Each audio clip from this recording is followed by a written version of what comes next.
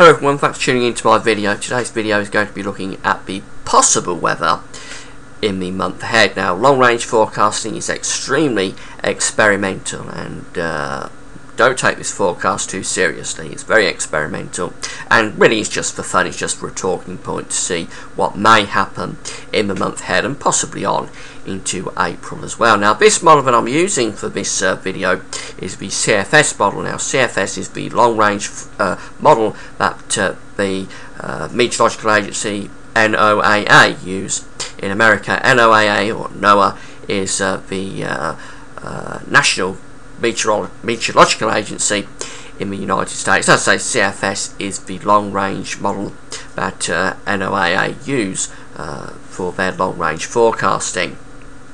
So if you want to see these charts, what you have to do is put CFS and NOAA into Google or any other search engine, and that should take you to this website, and you'll be able to see these charts for yourself. Now, before I get on with the forecast for the month ahead and perhaps April as well, I want to have a quick look at the forecast that was being generated this time last month when I did this video before. And this is the forecast for February, and what the model was forecasting at the start of February was a big positive anomaly at 700 millibars through Greenland and much of the north of British Isles, around British Isles, and on into Scandinavia, and then back in towards northwestern Russia.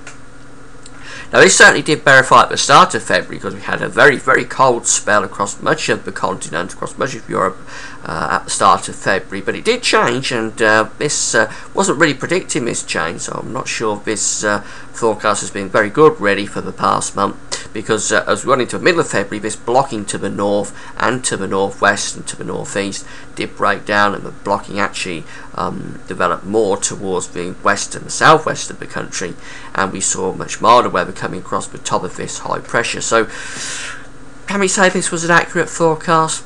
I'm not that sure, but it was certainly pretty good for the first half of February at any rate. But this is a warning not to take these forecasts too seriously. As I say, these long range forecast models are extremely experimental. Their accuracy isn't that good. I don't believe it's that good anyway, and this is really just a talking point and a pointer of what might happen in the month ahead, but we do have to be very careful about taking this too seriously. So anyway, the chart for the month ahead is this one here. Let's just get the camera back. There we go.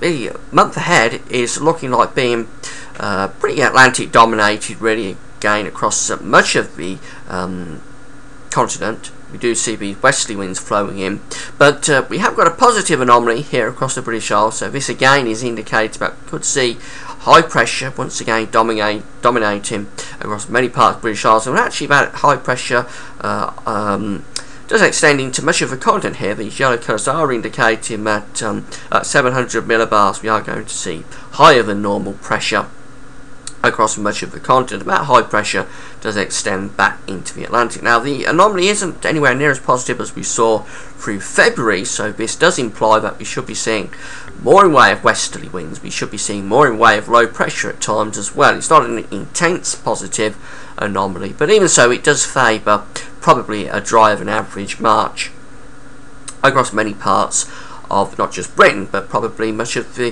continent as well.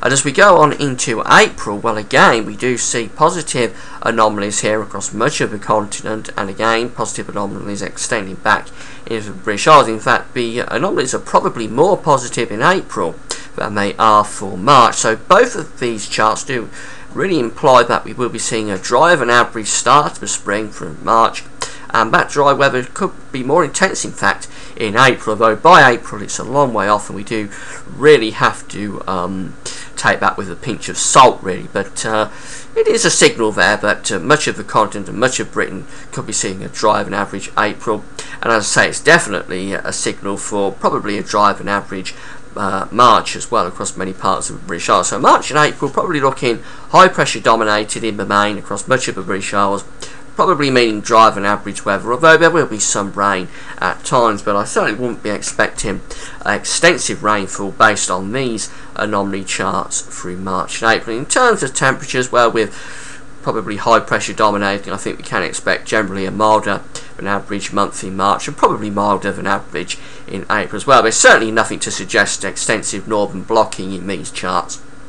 So as I say, probably looking at milder than average months in both March and April, and drier than average as well. But we'll have to see whether these verify. As I say, they're extremely experimental. I don't really give that much credence to, but they are a talking point, and it's interesting to come back at the end of the month and see what's happened. That's it for now.